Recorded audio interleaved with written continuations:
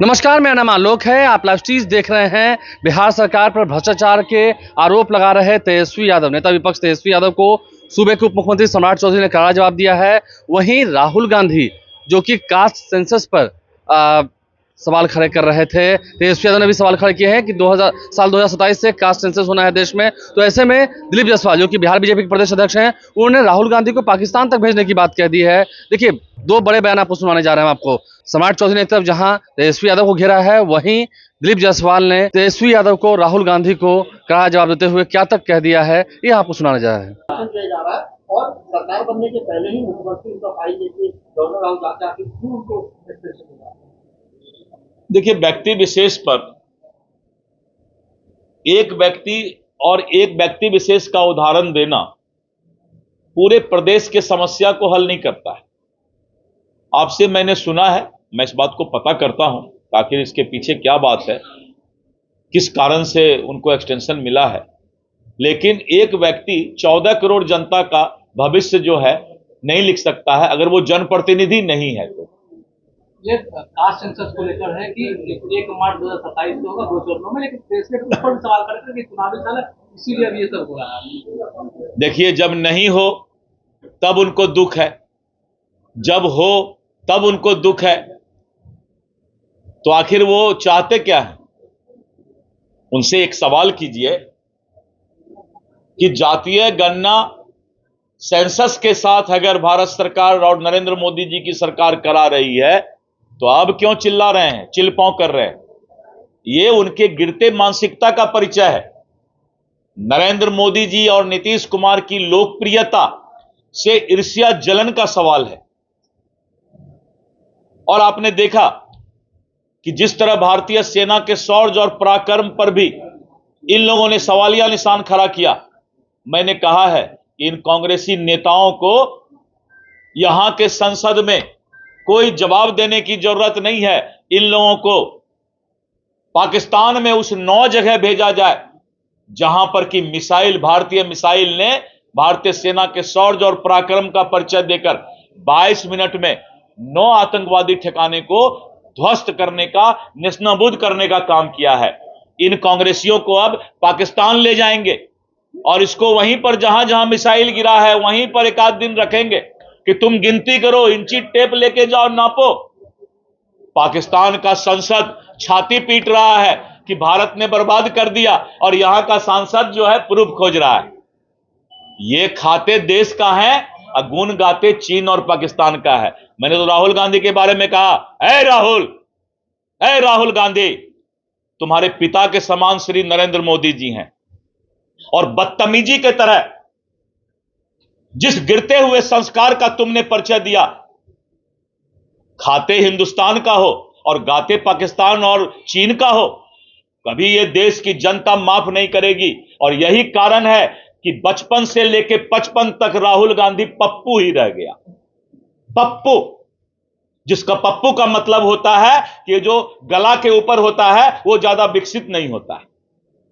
तो राहुल गांधी, नरेंद्र मोदी जी के ऊपर इस तरह की बातें करना, यह उसके विक्षिप्त मानसिकता का परिचय है। राहुल गांधी का मानसिक जांच होना चाहिए। मैं बीजेपी का प्रदेश अध्यक्ष यह मांग करता हूं।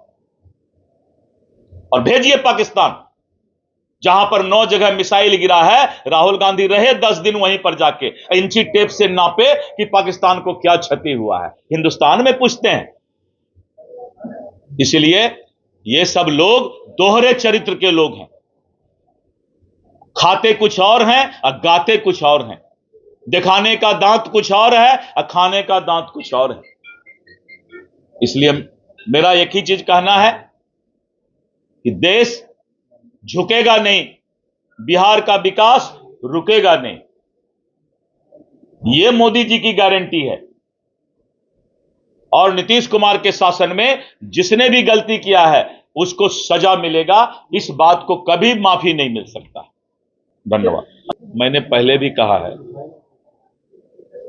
कि नेता प्रतिपक्ष को अपराध पर कुछ भी बोलने का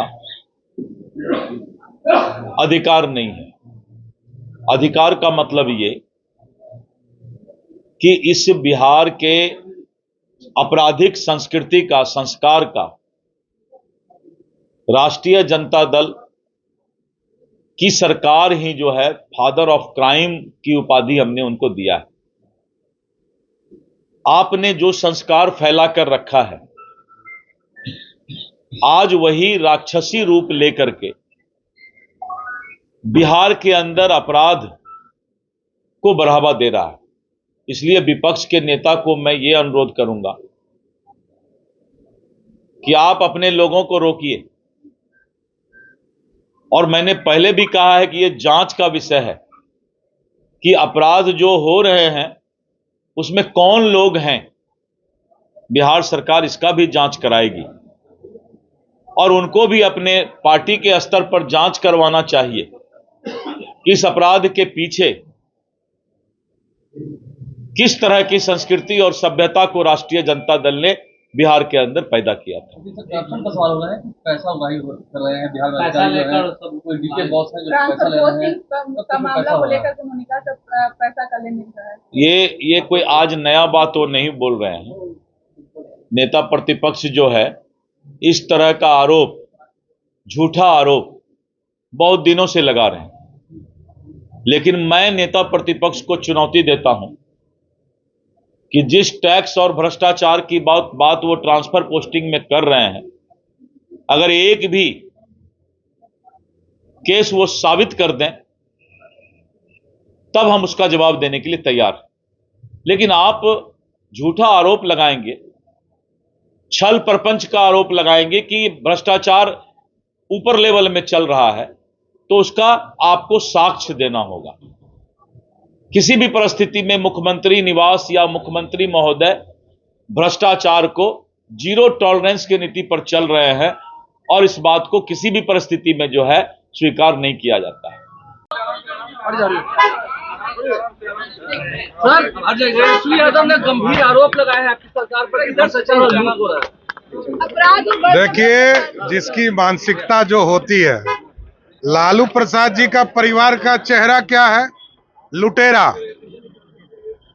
पूरा परिवार ने बिहार को लूटा है।